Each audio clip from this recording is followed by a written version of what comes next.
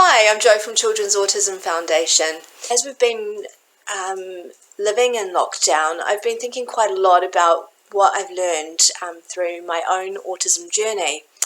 I've just returned back from the beach with my 3 kids. They're all happily in front of screens and the dog is asleep somewhere in the house. So I'm hoping we might get 5 minutes of quiet so that I can just share some thoughts with you. The first thing when I was thinking about what I've learnt on my autism journey was just about the distance that we've travelled as a family. So our eldest son was diagnosed at age 5. He's now 13 and he's in his first year at college. So he was diagnosed with mild to moderate ASD. When I think back to what he was like at age 5, it was really a very dark tunnel for us as a family. Like so many families, we went through that grieving period where we just didn't know what life was going to look like for him and what it was going to look like for us as a family. However, what I discovered was just how capable our kids with autism are, how they do learn and they do develop skills and coping strategies and all of those things to equip themselves in life. Our young man that couldn't be left alone for 5 minutes back at age 5 for fear that he might hurt another person, that he might have a toileting accident, that he might not cope with something in life, or might wander off and get lost. He's now a very, very capable young man who catches the bus to school by himself. He's in mainstream schooling, albeit with a little bit of support. But he is looking set to have an amazing life, a really happy and fulfilled life. And we just couldn't have seen that back those years ago. So, our kids are so capable of learning and developing.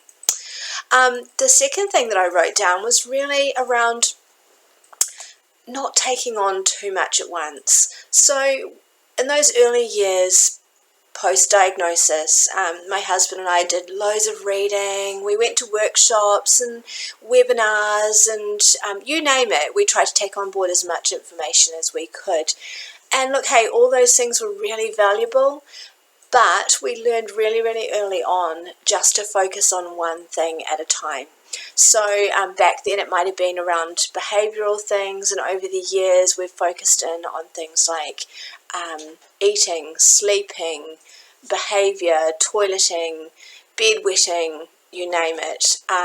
But we learnt to focus on one job, try to solve one problem at a time and not take on too much. Don't try to have 10 different strategies and 10 different things going on. One thing that's become really clear to us through having to homeschool during lockdown is that our son really struggles in the area of executive functioning. So for him, that's the ability to start a job and see it through to the end. And obviously with homeschooling, that's been super important skill to have, and it's definitely something that we've been working on. So that is our number one thing at the moment that we're working on. Number 3 on my list here, I learned how important it's been to get alongside other parents. So other parents with children with autism, whether their child is older, younger, has similar traits or has really different traits. I found that those moments, talking with those parents and sharing with them about my journey and hearing about theirs, has been super important and helped me to see a light at the end of the tunnel. And look, some of the times, some of the little tips and strategies that they've been able to share with us have just been little gems. So I'd really encourage you, if you can get alongside other parents, if there's other parents of children with autism in your school, get alongside them, have a chat. And the other thing I noticed was that they were great at pointing out my child's strengths. So, to be able to focus on our child's strength instead of their deficits is so important. And sometimes it takes someone, coming from a different perspective to help you see that. At Children's Autism Foundation, we've recently started some online support groups for parents and carers. In fact, whānau, anyone that feels that they could benefit from being in a support group. So there's several different support groups running on different days. Do pop along to our website and find out about those, because they're a great place to get alongside other people, to hear their stories, to share tips, and just to be in a place where people really get it, understand what it's like parenting a child with autism. Number 4 on my list is around you time. So one thing that I realized pretty early on was how exhausting it is. Being a parent in general is exhausting, but parenting a child with autism can be super exhausting. So, we give out a lot physically, we give out a lot emotionally, we're doing a lot of thinking and trying to stay ahead of our children. So you have to be able to fill up your cup again. For me, filling up my cup is usually going for a walk, listening to a podcast, going for a run. And there's been a lot of that happening through lockdown. I've worn out a pair of running shoes in my attempt to find my own way of self-regulating and keeping in control of my emotions, and when I'm getting frustrated and fed up with being at home with 3 children. So, definitely find whatever it is that fills up your cup and hold really strongly to that.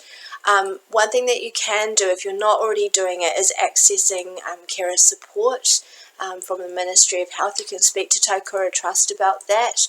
And obviously when we come out of lockdown, being able to have your child have some sort of respite care to give you half a day or a day just to fill up your cup again is so important.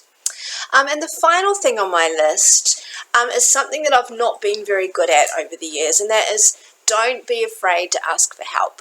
So if I look in hindsight, I haven't been good at asking for help when we've needed it, and often we've left it till we're at crisis situation or almost beyond our ability to cope before we've reached out for help. So, I would encourage you, if you're struggling, just reach out. Children's Autism Foundation are here. We provide lots of family support and a listening ear if that's what you need. Do pop along to our website and read up on what we can do to help support you in your parenting journey. But there's other organisations as well, Autism New Zealand, Parent to Parent. You can also reach out to your coordinator at Taikura Trust, and they will help you access other supports. So number 5 on my list, don't be afraid to reach out for help, even if it's just to your next door neighbour to say, can you give me 5 minutes? I just need to go and fill up my cup. So I hope there's something in there that you can take on your own parenting journey. The next couple of weeks are likely to be really challenging for us all as we transition our kids back to school. The team at Children's Autism Foundation have produced a fun little video with some tips on how to successfully transition your kids back to school. Take a look at that, and do get in touch if you do need support of any kind. Anyway, I've just been told by the kids that they're hungry and they want dinner. So, so bye for now, and enjoy the next few weeks as we are able to get out and about a little bit more.